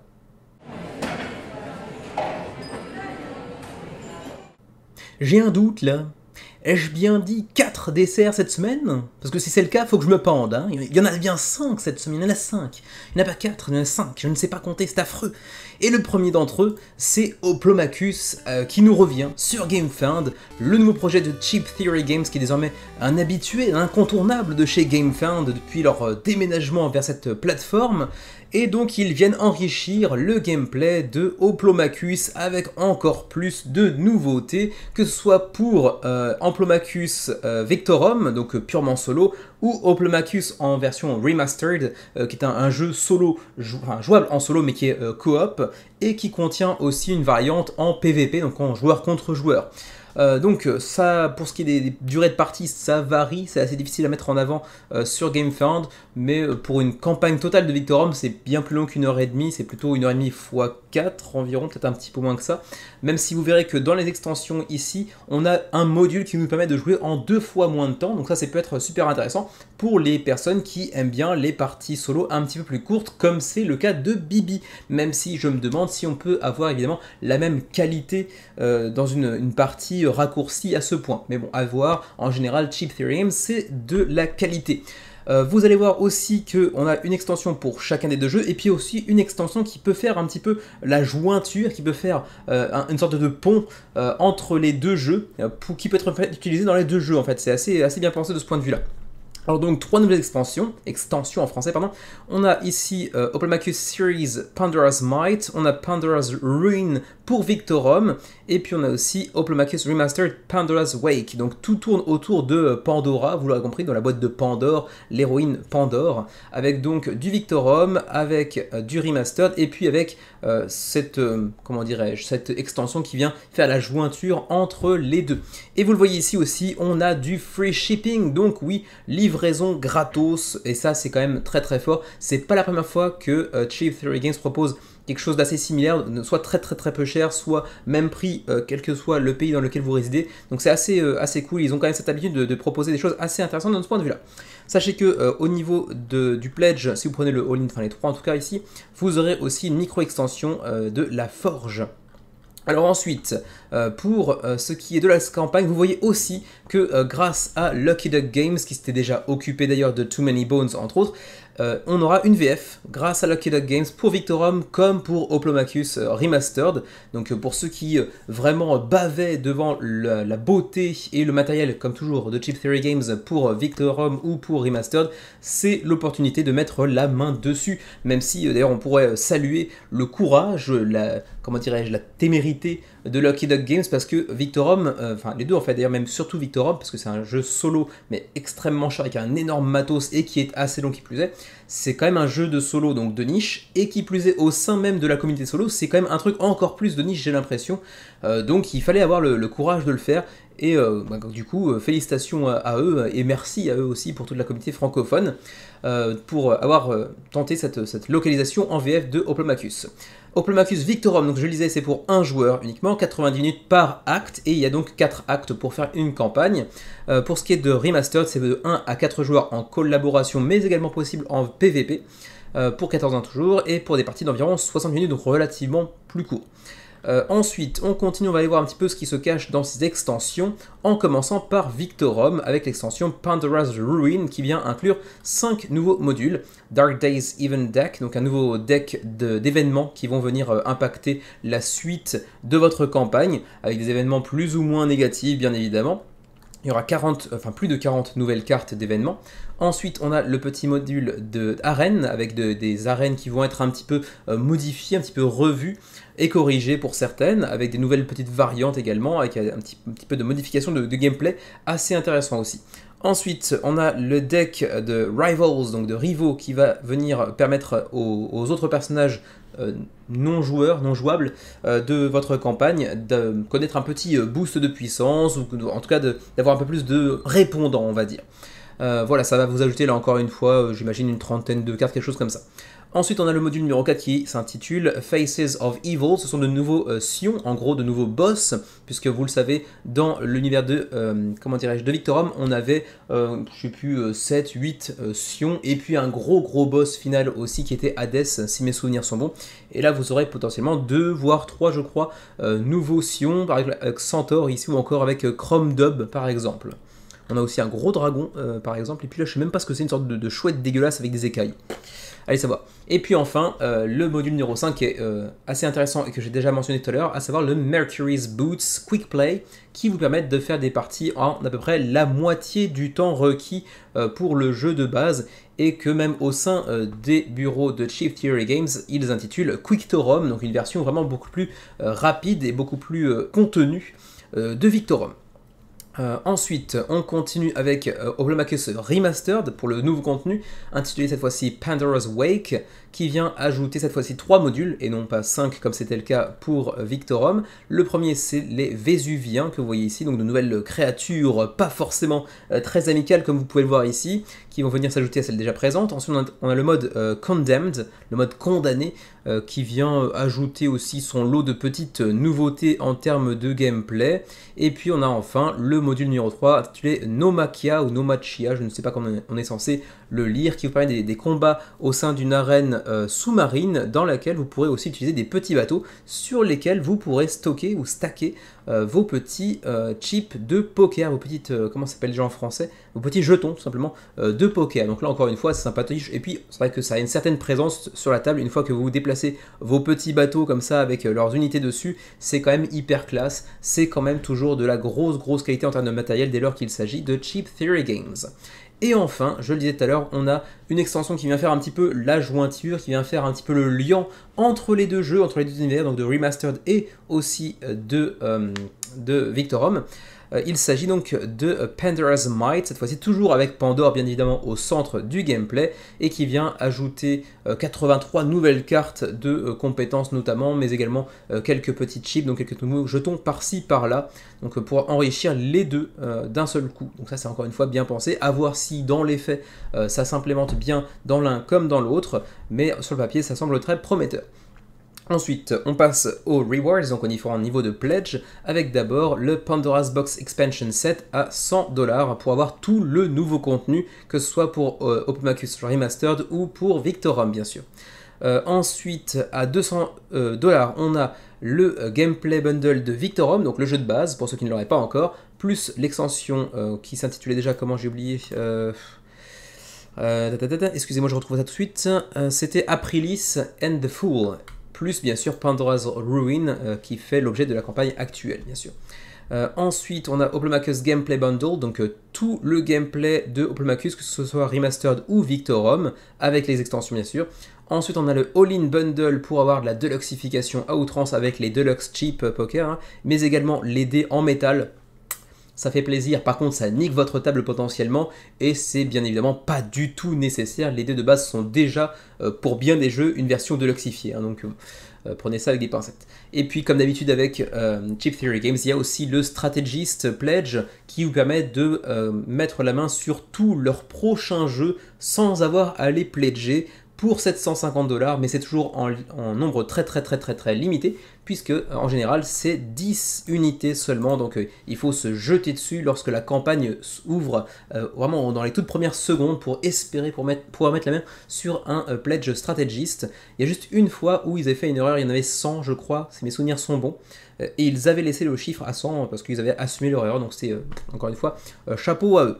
Voilà donc pour Oplomachus et cette nouvelle campagne avec plein de nouveaux ajouts, dont on en voit aussi une partie via les stretch goals ou via les daily reveal également. Vous pouvez aussi ajouter des add-ons par-ci par-là, notamment le petit tracker en néoprène, parce que bon, c'est quand même les habitués du néoprène, bien évidemment, vous le savez. Ensuite, on va pouvoir passer aux estimations pour le free shipping que vous voyez ici. Et oui, en fait, il n'y a pas d'estimation, puisque comme je l'ai dit tout à l'heure, en début de campagne, il n'y aura pas de frais de port. Et ça fait vraiment très plaisir. Là, je pense que vraiment, hein, c'est un petit peu les experts à ce niveau-là. Ils font généralement très plaisir sur les frais de port. J'imagine qu'ils se récupèrent un petit peu par un autre moyen en faisant augmenter légèrement le prix de telle ou telle unité de gameplay. J'imagine l'extension un petit peu plus chère que prévu, etc. Mais quand même, globalement, faire du free shipping, c'est très fort en termes d'impression sur le backer. Ça vend du rêve, ça donne envie. Voilà, ça donne une raison supplémentaire, s'il en fallait, de backer les jeux de Cheap Theory Games. Voilà donc pour Oplomachus avec Pandora's Box Expansions, plus bien sûr réimpression des jeux de base Remastered et Victorum. Pour l'instant, 3050 backers et près de 400 000$ d'engrangés, 13 jours avant la fin de la campagne, qui plus est en VF grâce à Lucky Duck. On continue tout de suite avec la deuxième saison de Mythic Mischief, qui était le cinquième projet, celui que j'avais oublié de mentionner tout à l'heure, mais heureusement je m'en suis rappelé entre-temps. Le nouveau projet de Ivy Studio Games, c'est un petit peu les maîtres de la communication, hein, soyons tout à fait honnêtes. C'est de la science, la communication par Ivy Studio sur Kickstarter, sur les réseaux sociaux, etc. C'est de la science, c'est même de la science de pointe, en intraveineuse. Ils sont très forts les gars. Et d'ailleurs, si vous regardez la vidéo, vous vous en rendrez compte assez rapidement. Ils sont très bons en communication, en présentation, en visuel. Ils sont vraiment très forts. On sent qu'il y a de l'argent derrière. À la base, c'est un studio d'animation qui a développé une branche de création de jeux de société, on va dire, pour laquelle ils étaient 3 au début, et maintenant ils doivent être 4 ou 5 dessus. Et ils ont même aussi conçu une application que vous pourrez utiliser sur iOS et sur l'autre, je ne sais plus comment ça s'appelle, bref, sur tout ce qui est Apple et tout ce qui est autre, Android et compagnie. Donc vous pourrez aussi jouer éventuellement à Mythic Mischief online à distance avec nous par exemple, si jamais on met la main sur le jeu en version appli, en version mobile, ce qui n'est pas garanti parce que c'est pas un jeu qui nous attire outre mesure au demeurant, mais il faut quand même bien avouer qu'ils sont tellement forts en communication que ça donne presque envie de se jeter sur Mythic Mischief, alors qu'à l'origine il s'agit d'un jeu quand même relativement abstrait qui m'attire pas plus que ça. C'est certainement le jeu de Ivy Studio qui m'attire le moins d'ailleurs. Et pourtant, la communication est tellement bien foutue, le matériel est tellement beau, et la promesse de gameplay est tellement sympatoche également, parce qu'on voit quand même les retours sont excellents de la part des joueurs jusqu'à présent, que ça donne quand même envie de se pencher sur son sujet. D'ailleurs, on voit une partie des commentaires, bon après ce sont des vidéastes, donc ils sont pour certains d'entre eux peut-être payés aussi pour faire des reviews, ce qui ne veut pas forcément dire qu'ils sont influencés outre mesure, mais quand même la grande majorité de ceux qui ont pu y jouer ont adoré Mythic Mischief. Et pour l'instant donc ce volume de cette deuxième saison de Mythic Mischief est déjà à 5028 contributeurs en l'espace de 4 jours, c'est quand même un gros succès. D'ailleurs on peut aller checker rapidement combien de backers ils avaient fait sur la précédente campagne de Mythic Mischief. Ah bah c'était sur GameFound du coup, donc on va pas trop perdre de temps là-dessus, mais je crois qu'on est déjà peut-être pas très loin de battre la première saison. Je checkerai plus tard éventuellement. Mais bon, Mythic Mischief, volume 2, ça vient bien sûr ajouter de nouvelles factions présentes. Pour petit rappel, on est sur un jeu légèrement abstrait, asymétrique, dans lequel on va incarner une faction d'étudiants d'une école de magie, dans lequel il y aura une sorte de gardien de la bibliothèque qui va vous pourchasser aussi à travers les lieux, et vous pourrez, via vos pouvoirs asymétriques d'une faction à l'autre, déplacer des éléments de la pièce dans laquelle vous vous trouvez, voire même les autres étudiants des autres factions, ou de la vôtre par exemple, pour les pousser à se faire attraper par le directeur, etc. Bref, un jeu asymétrique avec une composante assez comment dirais-je, soulignée en termes de déplacement, de petits coups bas, etc. Assez stratégique, avec aussi du développement de factions au cours de la partie. Vos factions vont se développer au fur et à mesure que celle-ci se déroule, et la symétrie ne va faire que grandir au fur et à mesure. Et donc, dans cette nouvelle extension, cette nouvelle saison, je devrais plutôt te dire d'ailleurs, parce qu'en réalité, il s'agit, oui, certes, d'une extension, mais aussi d'un standalone. Vous pouvez prendre Mythic Mischief saison 2 sans prendre la saison 1, ça tournera tout aussi bien. C'est pour 45 à 90 minutes, 80 minutes pour une partie un peu plus complexe, un peu plus longue, mais on a aussi un mode Blitz qui lui vous propose des parties beaucoup plus courtes, qui vous permettront aussi de passer outre votre potentiel AP, comme on dit en anglais, donc la fameuse paralysie analytique. Alors ensuite, regardons un petit peu plus en détail, on aura aussi la présentation ici de l'application mobile pour Mythic Mischief qui est d'ores et déjà testable via la bêta avec les 11 factions, donc celles déjà présentes dans la saison 1 mais également celles de la saison 2 qui seront disponibles pendant quelques temps gratuitement jusqu'à ce que la campagne se termine, j'imagine. Mais pour le reste, on retourne donc sur ce jeu abstrait et hautement thématique pour autant, ce qui est quand même deux mots qui vont assez rarement ensemble, c'est presque antithétique j'ai envie de dire. Un jeu abstrait mais hautement thématique avec beaucoup d'asymétrie comme vous le voyez ici pour chacune des factions qui auront leur propre personnage avec des miniatures de très belle qualité qui en plus auront une option de pré-peintes. Voilà, vous le voyez ici d'ailleurs, des factions avec des miniatures pré-peintes qui ont l'air d'être plutôt quali d'ailleurs, qui seront disponibles durant la campagne, que ce soit pour la première saison ou pour la deuxième d'ailleurs, hein. Ensuite, on continue, on va aller voir un petit peu plus ce qu'il y a de nouveau. Alors, vous le voyez qu'on a un nouveau baddie, on a un nouveau personnage. Tout à l'heure, je vous ai parlé dans la saison 1 du bibliothécaire, si je me souviens bien. Là, apparemment, on a le headmaster, donc le directeur de l'école, qui va aussi avoir ses propres compétences asymétriques différentes de celui du bibliothécaire, par exemple. Ensuite, on aura, pour tous ceux qui ont backé une campagne de Ivy Studio jusqu'à présent, un set de dés un petit peu marbré classe. Ensuite, Mythic Online, donc on aura donc Mythic Mischief en version application disponible en bêta pour l'instant, comme je disais tout à l'heure. Ensuite, on a le Mythic Yearbook en PDF qui vous permet d'avoir une sorte d'artbook avec des petits éléments de puzzle également, le tout pour 50% de réduction. Ensuite, on a aussi bien sûr le discount habituel, donc ici 10$ de moins que lorsque le jeu atteindra les boutiques. Et puis on a aussi une version de l'oxyfié de la mort qui tue avec un plateau en bois en plus des miniatures pré-peintes. On continue, donc les nouvelles factions. Les nouvelles factions de ce volume 2, elles sont au nombre de 4. Il y en a une qui avait été choisie et composée par l'équipe de Ivy Studio au préalable, et les 3 autres ont fait l'objet d'un gros vote avec la communauté des backers de la première campagne, après quoi ils ont décidé de créer les dites factions en collaboration étroite avec les backers en faisant appel à eux via des votes apparemment. On aura donc les gargouilles avec Alice Mortimer et Patrice. On aura ensuite les fées avec Tony, Tippy et Twinkle. On aura ensuite les gnomes avec Nudge, Nuzzle et Nox. Et puis finalement les werewolves, donc les loups-garous avec Blister, Fefe et Fuzzmeralda par exemple. Avec bien sûr leurs 3 miniatures, leur plateau double épaisseur avec leur propre spécialité, leurs propres compétences, bien évidemment. Vous vous en doutez avec ici les iconographies que l'on voit, c'est pas un jeu hyper complexe à prendre en main. Par contre, pour ce qui est de maîtriser tous les contours, c'est peut-être un petit peu plus complexe, surtout que les factions sont asymétriques et que vous ne prendrez pas forcément la même stratégie avec la même faction si vous faites face aux fées ou aux loups-garous par exemple. Donc c'est assez intéressant de ce point de vue là aussi.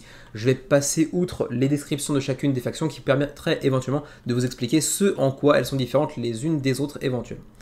On continue, on va essayer d'aller chercher voilà, l'appli que vous voyez ici, disponible donc sur l'App Store mais également sur Google Play. Vous pourrez tester la bêta qui pour l'instant a peut-être quelques petits bugs par-ci par-là, mais elle est testable en l'état. Elle a l'air d'être relativement fonctionnelle et on aura des parties en asynchronie puisqu'apparemment on aura 24 heures pour faire son tour, pour jouer son tour.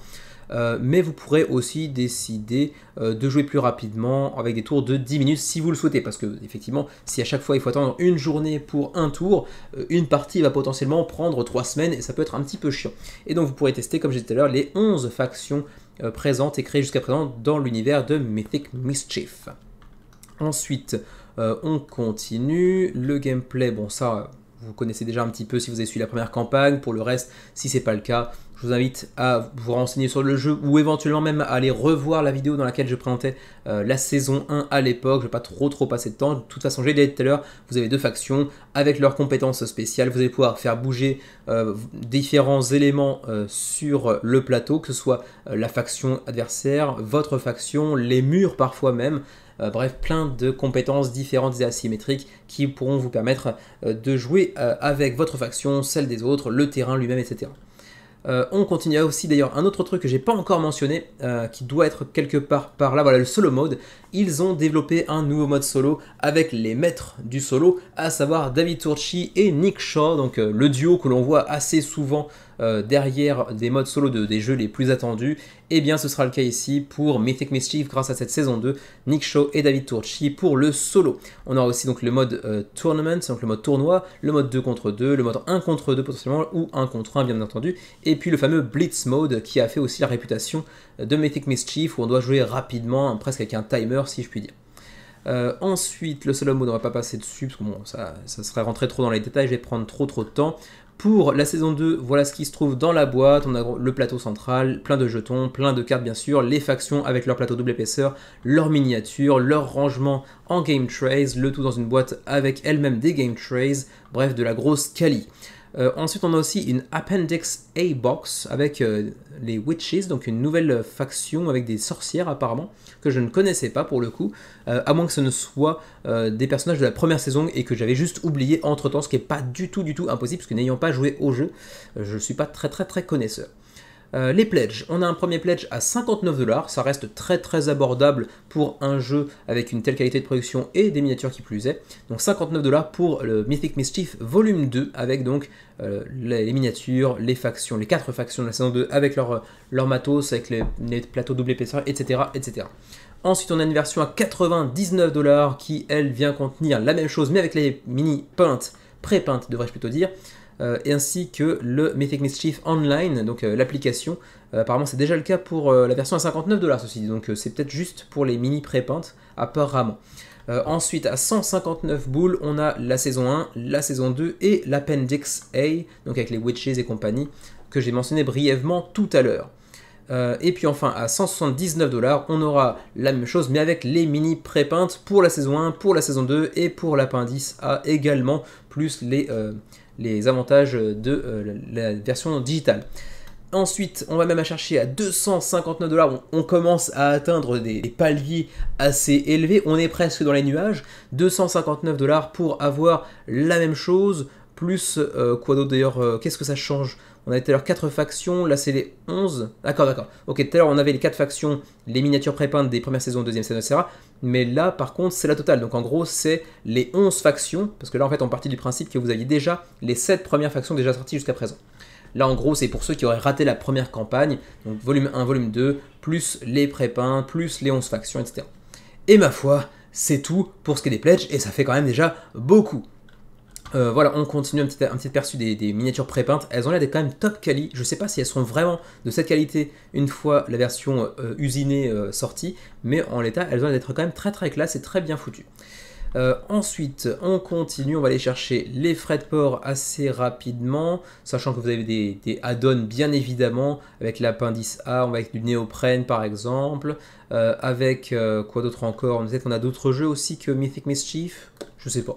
Vous regarderez. Au pire, j'ai l'impression qu'on peut aussi mettre la main sur Moonraker, sur Veiled Fate que vous voyez derrière moi encore, ou même sur Fractured Sky, leur précédent projet de l'année dernière qui avait fait un joli succès.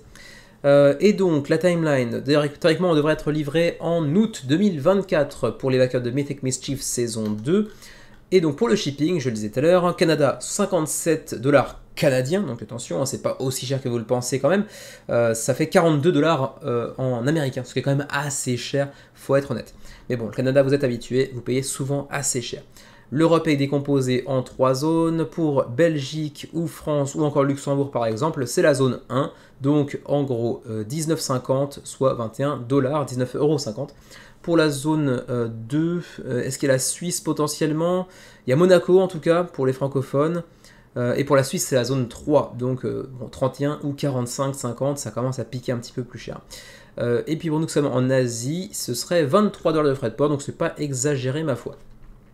Et puis, ma foi, c'est à peu près tout ce que je peux vous dire concernant Mythic Mischief et cette deuxième saison, ce volume 2, qui est jouable en standalone et qui s'accompagne potentiellement aussi d'une application que vous pouvez déjà tester d'ores et déjà via iOS ou Android.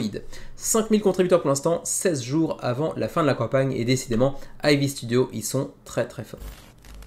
Et si l'équipe de Ivy Studio est très forte, notamment en termes de présentation, de communication, cet éditeur n'est pas mauvais non plus. Il s'agit de Road to Infamy, qui est notamment connu et maintenant reconnu pour Canvas, notamment son projet le plus populaire à ce jour, qui a déjà connu 3 campagnes, donc le jeu de base, 16 000 contributeurs déjà à l'époque, alors qu'avant ça, on n'avait pas non plus tellement entendu parler de Road to Infamy, même si Crypt avait fait déjà un beau succès à l'époque.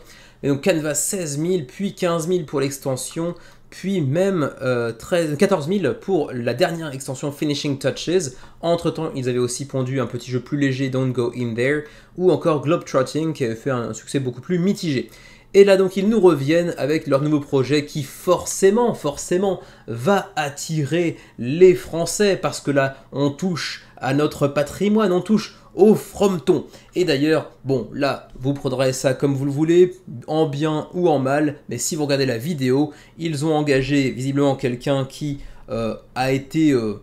à laquelle on a demandé de parler explicitement anglais avec un accent français. Bref, en gros, elle parle anglais comme une vache pakistanaise. Bon, ça fait un peu foutage de gueule pour être honnête. Mais bon, quand même, on parle de frometon, donc forcément, on est intrigué. Voilà, parce que sachez que quand vous vivez au Japon, le fromage, ça coûte une blinde quand vous le trouvez. Je vous rappelle, vous le savez pas du tout, mais je vous le dis, lorsque c'était mon 27e, je crois, anniversaire, j'habitais à Kyoto à l'époque. C'était mon anniversaire, je me suis dit je vais me faire un petit plaisir. Je suis allé dans un magasin qui faisait de l'import-export, notamment de fromage. Et je m'étais offert un petit Mont d'Or, parce que j'adore le Mont d'Or. Voilà, ça tabasse le Mont d'Or, c'est trop bon. Et du coup, j'avais payé mon Mont d'Or 3500 yens. Alors bon, ça part pas forcément à tout le monde, faire la conversion bien sûr. À l'époque, 3500 yens, ça faisait environ 26-27 € le Mont d'Or. Bah voilà, vous prenez votre Mont d'Or, vous en coupez un petit bout de 3 cm², voilà, vous le dégustez sur un bout de pain, paf, ça fait 5 €. Donc autant vous dire qu'on le déguste ici le fromage. Mais bon, quoi qu'il en soit, fromage, il s'agit d'un jeu de pose d'ouvriers, pas seulement, mais quand même principalement de pose d'ouvriers, mais en simultané, qui pour l'instant a déjà attiré 2740 contributeurs 24 jours avant la fin de la campagne, et qui a déjà recueilli près de 127 000 €. D'ailleurs, par curiosité, combien de Français actuellement sur la campagne? Eh bien, on n'est même pas dans le top 5. Il y a l'Allemagne, l'Australie, le Canada, le Royaume-Uni et les États-Unis devant nous. On est seulement 59 en France à avoir backé fromage, alors qu'au Japon, on est 49. On est juste derrière, alors qu'il y a pourtant beaucoup moins de backers en général au Japon qu'en France. Donc voilà, est-ce que finalement, les Japonais ne respectent pas plus le frometon que les Français? Bougez-vous le cul les gars quand même, les gars et les filles d'ailleurs. Pour Fromage, qui est donc un jeu de 1 à 4 joueurs, d'une complexité médiane, on va dire, c'est un jeu initié, on va dire, pour des parties de 40 minutes, même si il vous promet une expérience de Eurogame qui est un petit peu l'équivalent d'un gros jeu de 2 heures, mais le tout dans un temps de jeu beaucoup plus contenu de 40 minutes. Est-ce que la promesse sera tenue? Ça, c'est un autre sujet auquel on ne peut pas répondre pour l'instant en tout cas. Et donc dans ce jeu, vous allez bien sûr incarner un crémier qui va faire son frometon, qui va donc le produire, puis le faire affiner, on va dire, et ensuite le vendre, bien entendu. Et il y aura tout un tas de fromages disponibles dans ce jeu. Là-dessus, il y a un vrai respect. On voit du Brie, on voit du Roquefort, on voit peut-être même du Sainte-Maure, ou encore, tout à l'heure, j'avais dit aussi, le Mont d'Or, le très bon Mont d'Or, le reblochon, la raclette. Oh, une petite raclette. Il peut faire 35 degrés dehors, je me bouffe une raclette sans problème. Vous me direz si vous êtes comme moi ou pas. Alors donc, on continue avec tout de suite ce qui est un petit peu l'élément central, dans tous les sens du terme d'ailleurs, de ce jeu, à savoir ce plateau rotatif et hautement modulable, triple épaisseur, puisque vous le voyez, on va venir intégrer à l'installation du jeu un plateau à l'intérieur des plateaux, et ce qui va permettre en fait d'avoir chaque partie des plateaux radicalement différents des précédentes parties. Et ça c'est super intéressant, parce qu'en plus vous pouvez les assembler différemment, dans un sens différent, avec des plateaux internes différents. Bref, grosse modularité, avec apparemment 5424 setups disponibles, donc vous êtes assez loin de pouvoir faire le tour, à moins que Fromage ne soit votre seul jeu dans votre ludothèque, parce que vous êtes des gros fans de frometon, quoi. Ensuite, on aura donc des Custom Worker Meeples, avec donc le placement d'ouvriers en simultané, avec des ouvriers qui sont directement sur un fromage d'ailleurs, quand même, c'est jusqu'au bout, hein, on est sur du fromage. On aura aussi des petits meeples screen print, donc sérigraphiés, pour la version limitée uniquement, pas forcément pour la version de base. Et puis ensuite vous avez votre plateau individuel qui vous permettra ensuite d'aller construire certains établissements comme le restaurant par exemple, ou encore qu'est-ce qu'on a, la ferme, bref, on aura différents emplacements qu'on pourra venir ajouter à notre plateau, nous permettant d'obtenir encore plus de nouvelles compétences pour aller renforcer la symétrie au fur et à mesure du jeu. Ensuite, vous avez ici la petite différence entre le retail, donc la version boutique, et la version limitée. En fait, elle se situe simplement au niveau de la Lady Suzanne. Je crois qu'ils ont mis Lazy, c'est pas Lady. j'ai oublié. Bref, en gros, un petit... comment dirais-je, un petit tapis de néoprène qui se trouve en dessous du plateau principal qui sera apparemment aimanté en son centre, j'ai l'impression, et qui lui permettra d'effectuer des rotations beaucoup plus fluidement qu'avec la version de base pour laquelle il faudra vraiment tourner le plateau en lui-même. Mais bon, c'est à peu près tout. Et c'est bien Lazy Susan, je crois que c'était Lady. Bref, on s'en fout. Ensuite, les pledges, vous les voyez ici, il y en a 2, donc ça permet de naviguer assez rapidement sur la page. On a la version standard à 35 $ durant la campagne Kickstarter, donc c'est quand même très abordable. Là encore une fois, c'est un petit peu une spécialité de Road to Infamy, il propose des jeux généralement assez abordables financièrement. Donc 35 $ pour la version de base, puis 40 lorsque le Pledge Manager ouvrira si vous n'avez pas encore backé à ce moment-là, puis ensuite 50 en boutique. Ensuite, la version limitée durant cette campagne sera à 49 $, donc en gros un petit peu moins cher que la version standard en boutique. Donc c'est assez intéressant. Puis elle sera à 54, puis à 70 à terme, même si la version limitée sera uniquement disponible sur le site de Road to Infamy et non en boutique.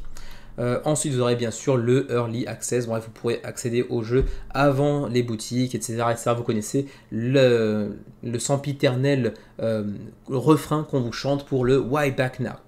Alors, les Pledge Levels, d'abord l'édition standard avec le plateau central sans le tapis de néoprène en dessous, bien sûr, avec la grande modularité que j'ai mentionnée tout à l'heure. Ensuite, les 4 plateaux asymétriques de faction. Alors, est-ce qu'ils sont directement asymétriques ou est-ce qu'ils le deviennent progressivement? Là, ils sont écrits comme étant asymétriques, donc j'ai l'impression qu'ils le sont d'entrée de jeu, ce qui est plutôt intéressant de ce point de vue-là.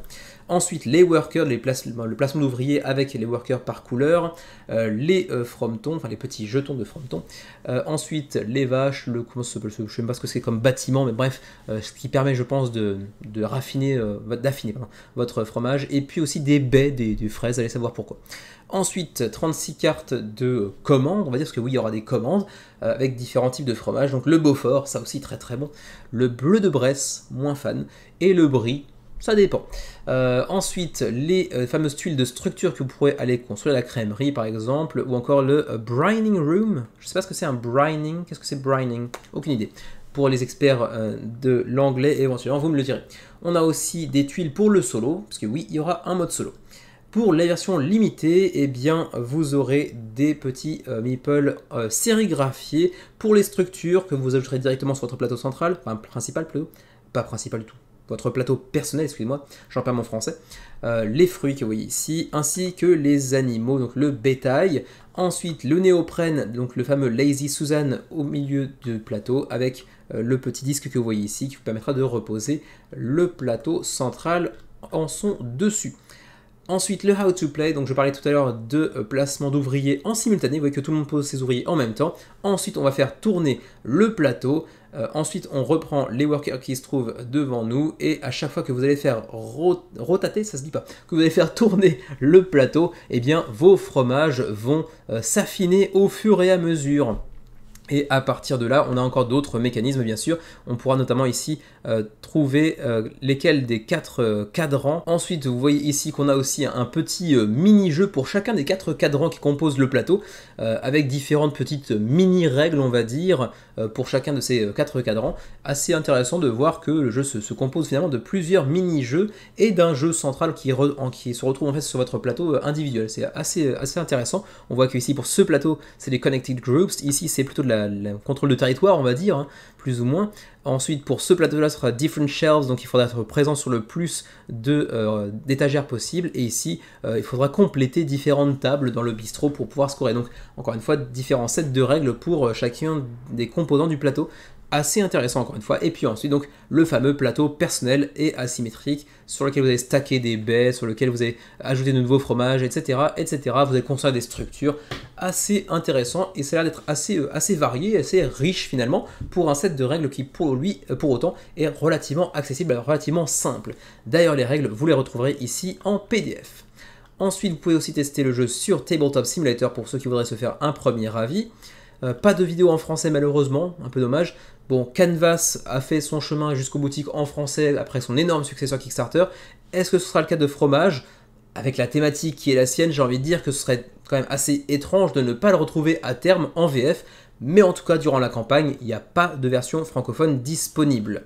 Ensuite, pour le shipping, il faut aller cliquer ici pour avoir un joli petit tableau Excel dans lequel vous retrouverez la France ici, ainsi que la Belgique, ou encore le Luxembourg par exemple, ou encore la Suisse même, pour 12 $ de frais de port, plus 4 $ par copie additionnelle. C'est le moment de faire des pledges groupés.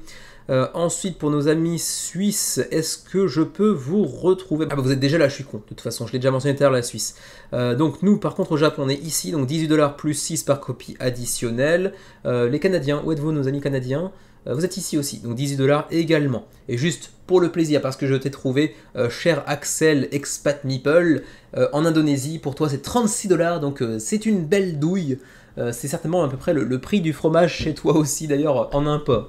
Voilà pour Fromage, le nouveau projet de Road to Infamy, petit hommage à la culture gastronomique de la France, et diable que j'ai envie de manger du fromage quand même. 2743 contributeurs, 24 jours avant la fin de la campagne, 127 000 € d'engrangés.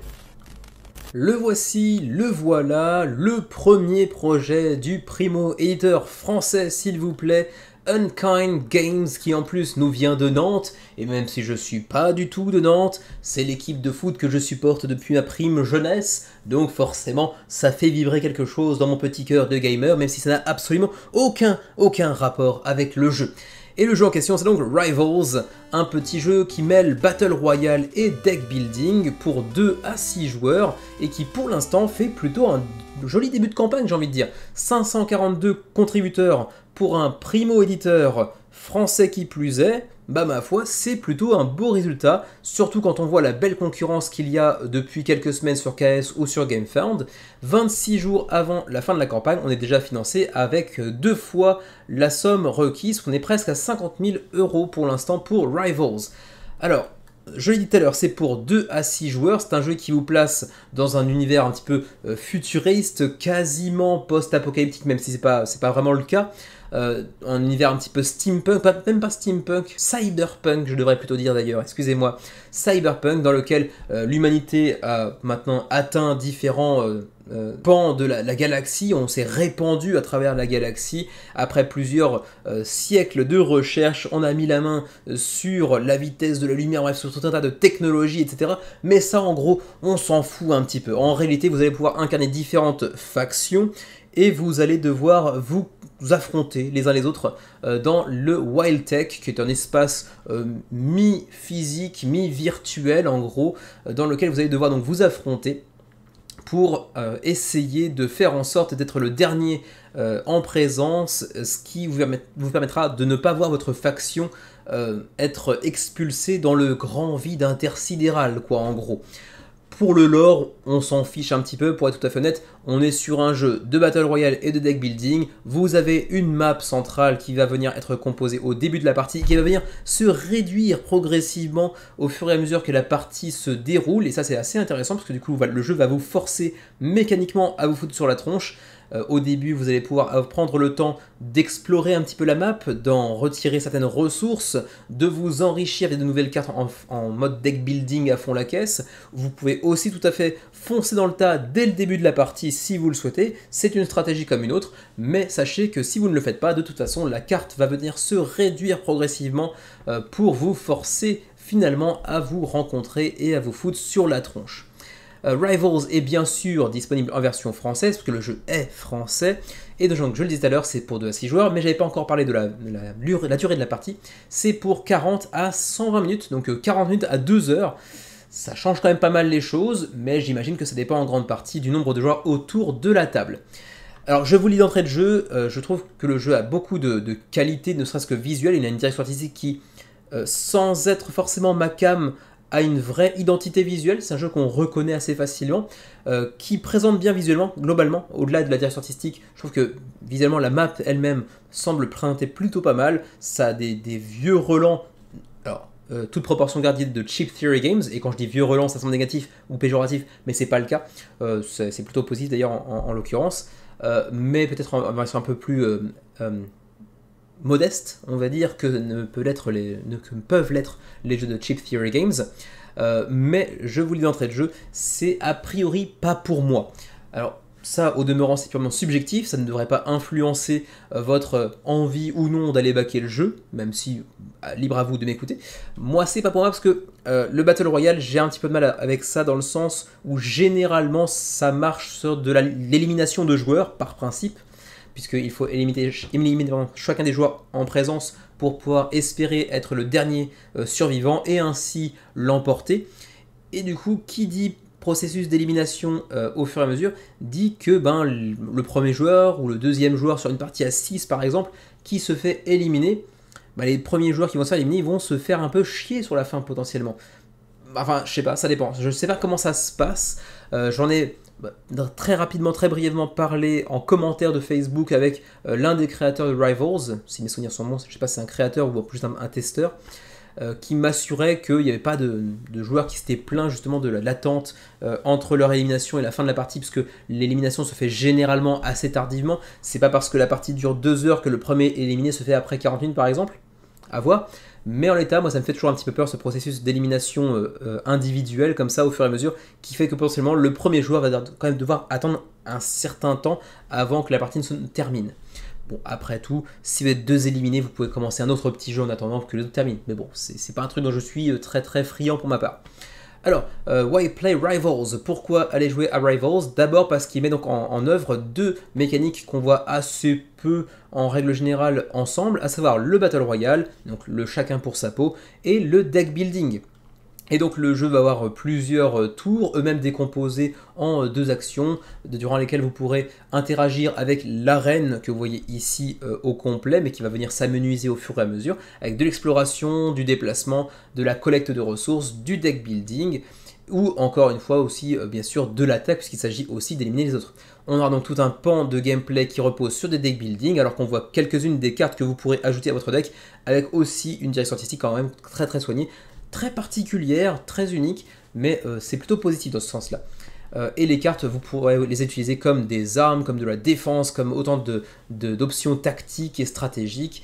Donc un jeu assez riche en termes de capacité et comment dirais-je, de stratégie à mettre en œuvre en fonction de la faction que vous incarnez, en fonction du développement de la partie, de la physionomie de cette dernière, et puis aussi l'aspect Battle Royale super intéressant de cette arène qui va venir se dévoiler au fur et à mesure de l'exploration, mais aussi qui va venir s'amenuiser et se réduire au fur et à mesure que vous allez tirer des cartes à chacune des fins de tour. Vous allez tirer une carte qui va vous demander de retirer certains éléments de la map, de la fameuse Wild Tech, qui va venir donc se réduire et vous forcer ainsi à vous mettre sur la tronche, que vous le vouliez ou non.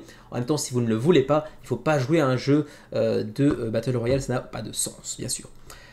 Ensuite, on continue, vous avez entreaperçu aussi un plateau individuel ici. On a aussi des plateaux de joueurs individuels avec son propre personnage, sur lesquels on pourra stacker un deck de cartes par exemple, mais également avec des petits trackers que vous voyez ici. Ensuite, vous pouvez télécharger, télécharger le livret de règles ici, d'ores et déjà. Je pense qu'il y a une VF disponible peut-être sur le site de Unkind Games en français, je pense.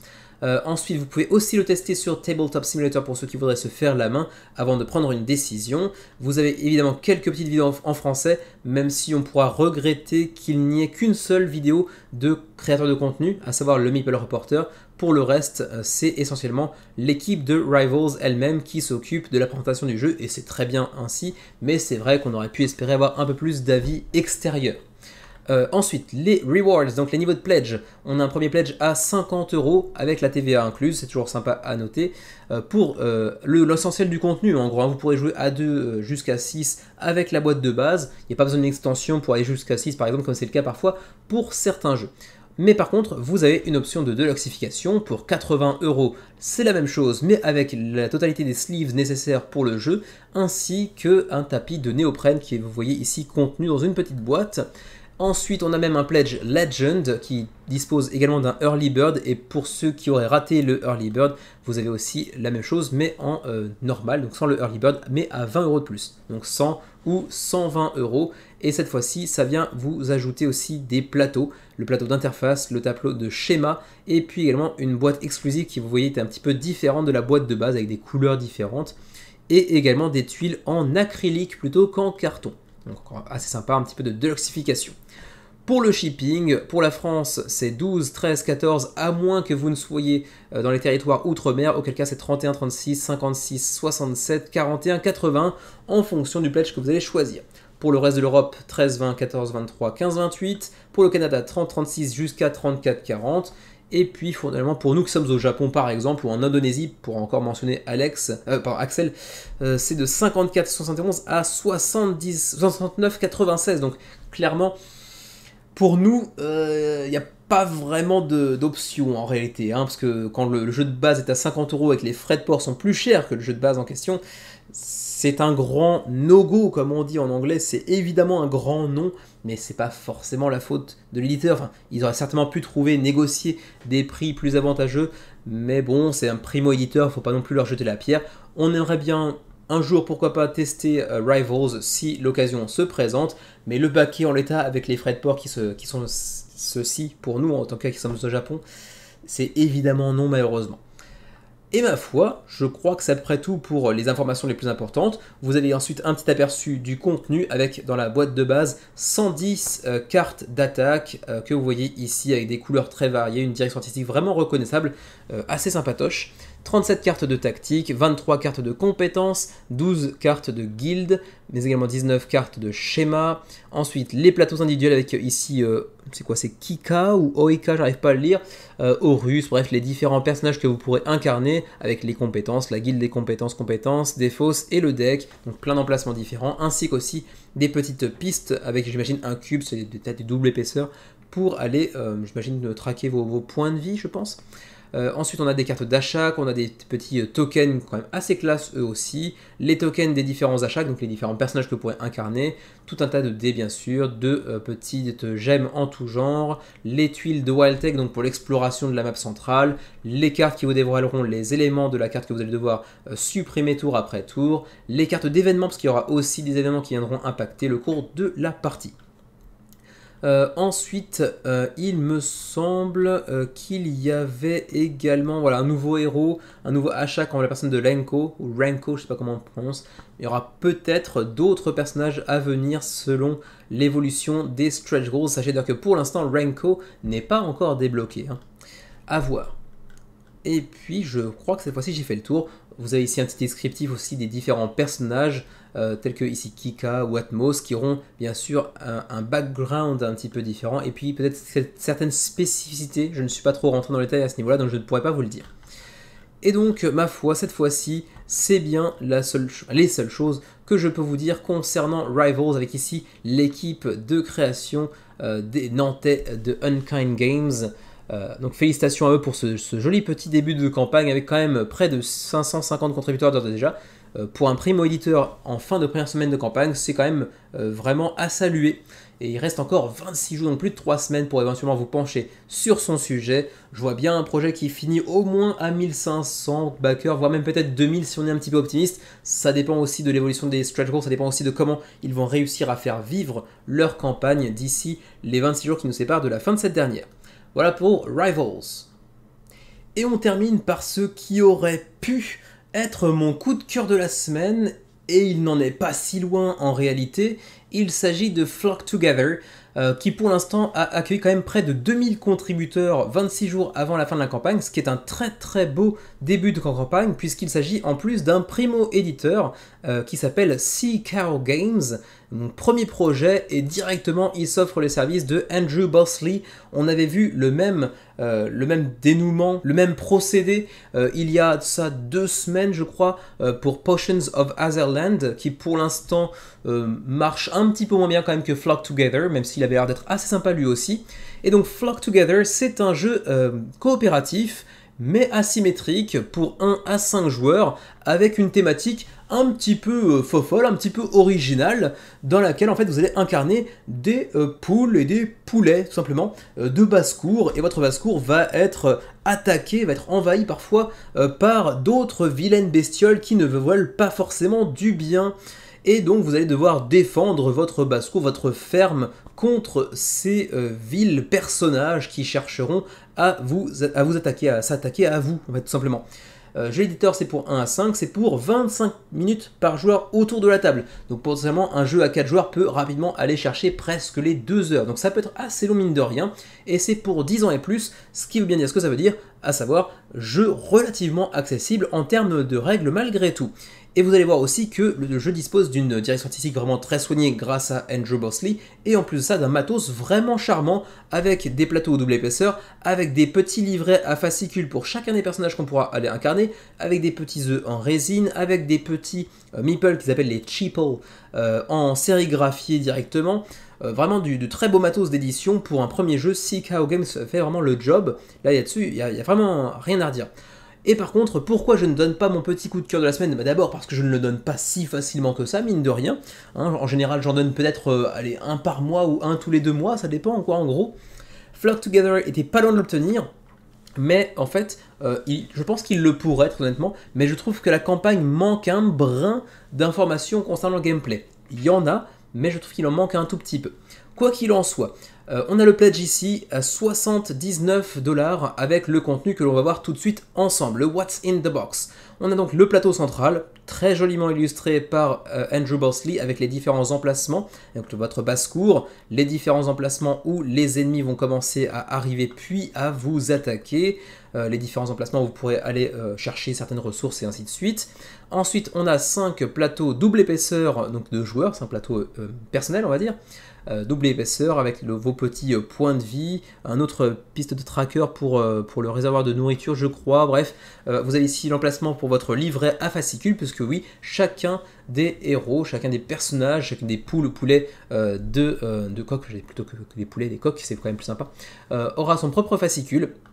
Et plusieurs niveaux de compétences. Vous allez partir avec un personnage avec assez peu de compétences, assez peu apte à se défendre en réalité, mais au fur et à mesure de la partie, vous allez chercher à faire en sorte de vous faire progresser votre personnage.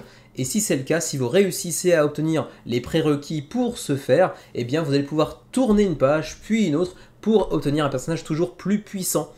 Et en plus de ça, c'est assez fun, ils ont une petite page de lore donc, qui vous raconte un petit peu le background, l'histoire derrière le personnage, sachant que chacun des personnages est inspiré par soit des personnages de littérature classique, soit parfois par des personnages historiques. Et ça du coup c'est assez fun. Il y a des petits jeux de mots qui sont pas forcément extraordinairement drôles, mais qui sont des petits clins d'œil assez sympatoches. Je vais essayer de zoomer sur certains d'entre eux pour vous le montrer. Ici par exemple, alors voilà, je redescends un petit peu. On a ici Winston Coop Hill, donc voilà, Winston Churchill par exemple. Qu'est-ce qu'on a encore? On a Sherlock Holmes, donc Sherlock Holmes bien sûr. Qu'est-ce qu'on a encore? Agatha Christie pour Agatha Christie, entre autres. Bref, vous aurez compris un petit peu le genre de jeu de mots face auquel on est, mais je trouve ça assez sympatoche. Même chose d'ailleurs pour les prédateurs qui auront eux aussi leur propre livret à fascicules, donc eux aussi vont prendre du niveau et devenir de plus en plus forts à mesure que la partie avance. Par exemple ici on aura Al Capone, donc Al Capone mais en version chouette par exemple. Et eux aussi donc auront bien sûr leur propre spécificité asymétrique. Donc là encore assez intéressant, puisque de toute façon vous l'avez vu, on a 11 personnages et 10 prédateurs, mais je crois qu'on aura maximum 5 poules ou coqs qui sortiront à chaque partie, et même chose, tous les prédateurs ne sortiront pas non plus à chaque partie, donc assez forte rejouabilité malgré tout. Ensuite, on aura aussi des créatures un peu plus modestes, mais qui viendront aussi vous nuire, et qu'il faudra donc bien sûr réduire à néant pour pouvoir récupérer du loot, parce que oui, ce sont des insectes, mais il y a du loot, vous pourrez récupérer des trucs, vous permettant par exemple de faire progresser votre poule ou votre coq. Ensuite, le temps va changer, les saisons vont changer également, et c'est avec cette évolution des saisons que les personnages ennemis vont notamment prendre en niveau. Donc attention, avec le temps qui passe, il pourra aussi faire bien sûr des saletés à votre équipage. 66 cartes de bonus, ensuite on a des petits compteurs de damage, donc de points de dégâts, les petits tokens de santé, les petits tokens d'action supplémentaires. Ensuite on voit que les ressources sont sérigraphiées aussi, donc jolie qualité des composants. Les petits œufs de vos poules en résine, donc, qui rappellent un petit peu Wingspan d'ailleurs pour ceux qui auraient déjà joué. Ensuite les fameux cheeples, donc les meeples mais de poules, avec là encore une fois la sérigraphie d'entrée de jeu. Vous voyez que tout est débloqué, pas parce qu'on a un nombre de backers qui a explosé dès le début, mais simplement parce que le jeu est stretch goals fully unlocked depuis le début de la campagne. Donc en gros, tous les stretch goals qu'ils avaient pu imaginer au préalable sont débloqués d'entrée de jeu. Ils vous donnent la totale sans avoir à passer par l'étape stretch goals qui peut plaire à certains ou en frustrer d'autres parfois. Un petit jeton de métal pour le premier joueur, le petit meeple pour les saisons, l'évolution des saisons, et puis aussi 2 petits dés customisés. On aura aussi des petits ball game trays pour vos ressources pour chacun des joueurs, ça c'est plutôt cool également. Même la boîte est joliment illustrée d'ailleurs. Le how to play, c'est là que le bas blesse un petit peu pour moi, pas pour le jeu en tant que tel, mais parce que je trouve qu'on manque un petit peu d'informations. Alors bien sûr, vous pouvez lire le livret de règles, ça fait le job, bien évidemment, c'est encore ce qu'il y a de mieux à faire pour chacune des campagnes qui vous intéressent, mais par contre le how to play illustré avec les gifs, ou les gifs, je sais jamais comment on dit, et les quelques petits morceaux de texte qu'on voit ici, c'est un petit peu léger pour véritablement comprendre comment on y joue. Alors sachez simplement que vous aurez donc 11 différents types de poules ou coques, avec chacun leur propre spécificité, qui vont être amenés à progresser, à évoluer au cours de la partie en fonction de ces prérequis. Il y aura un élément de gestion de ressources également, vous pourrez partir dans certains emplacements de la map pour aller recueillir telle ou telle ressource. Vous allez ensuite pondre des œufs pour gagner en puissance, j'imagine. Ensuite, l'attaque face aux différents insectes, aux différents prédateurs qui vous veulent du mal bien sûr, en sachant que certains d'entre eux possèdent du loot que vous pourrez obtenir une fois que vous aurez réussi à les vaincre. Donc là encore un aspect de construction, de développement de personnages via les combats qui est assez classique mais assez rarement vu dans ce type de thématique, donc ça c'est assez intéressant, et qui en plus seront de plus en plus forts à mesure que les saisons passent, donc aussi à prendre en compte. Et il faudra bien sûr utiliser vos compétences asymétriques de manière à ce qu'elles puissent profiter à l'ensemble de l'équipe, bien sûr, parce que je le rappelle, il s'agit d'un jeu coopératif dans lequel vous devrez empêcher tous les prédateurs de s'attaquer à votre basse-cour. Voilà, donc pour le coup, les mécanismes dans le détail, on en voit quelques-uns sur certains zooms dans les gifs. Par exemple, tout à l'heure, on l'a vu, j'espère qu'on voilà, le tank, le big bone par exemple. Mais en l'état, c'est un petit peu léger pour vraiment savoir comment jouer au jeu. Ça a l'air d'être très attrayant, ça a l'air d'être vraiment très bien produit, je suis assez charmé par le projet, mais ça manque un tout petit peu d'informations concernant le gameplay, et j'avoue que j'ai pas le temps de lire 37 livrets de règles par semaine pour chacune des campagnes présentées. Donc voilà, je me réfère uniquement à ce qui est présent sur la page de la campagne.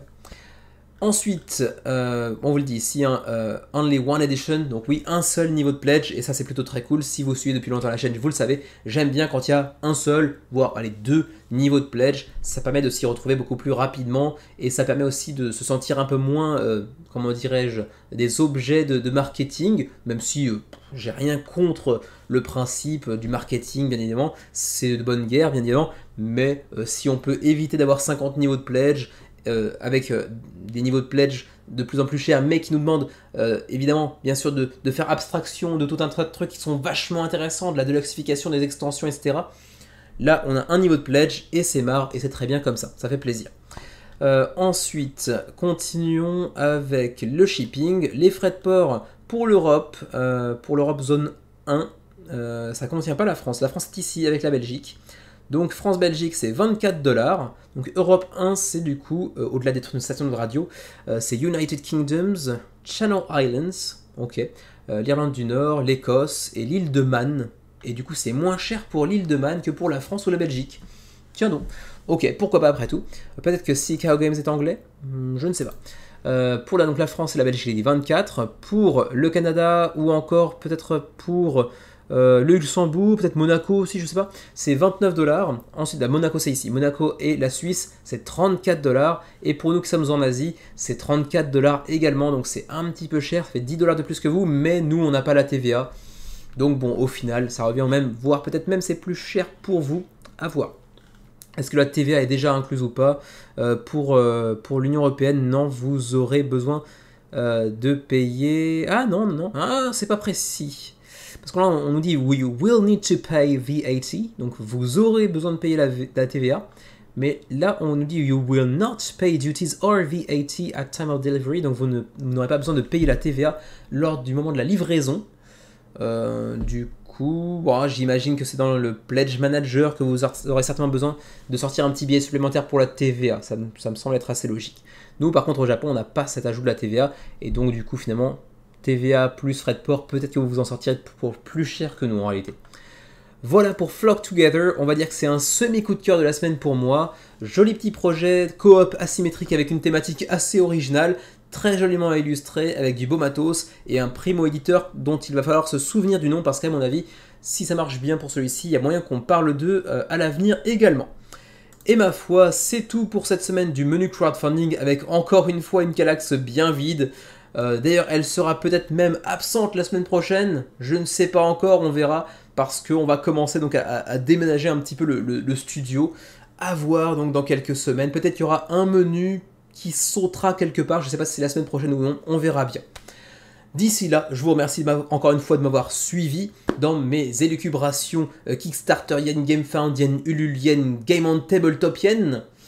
J'espère que vous vous porterez bien cette semaine encore, que vous jouerez bien, bien évidemment, et que vous prendrez soin de vous et de vos proches. On se retrouve très bientôt sur la chaîne des Ludovores.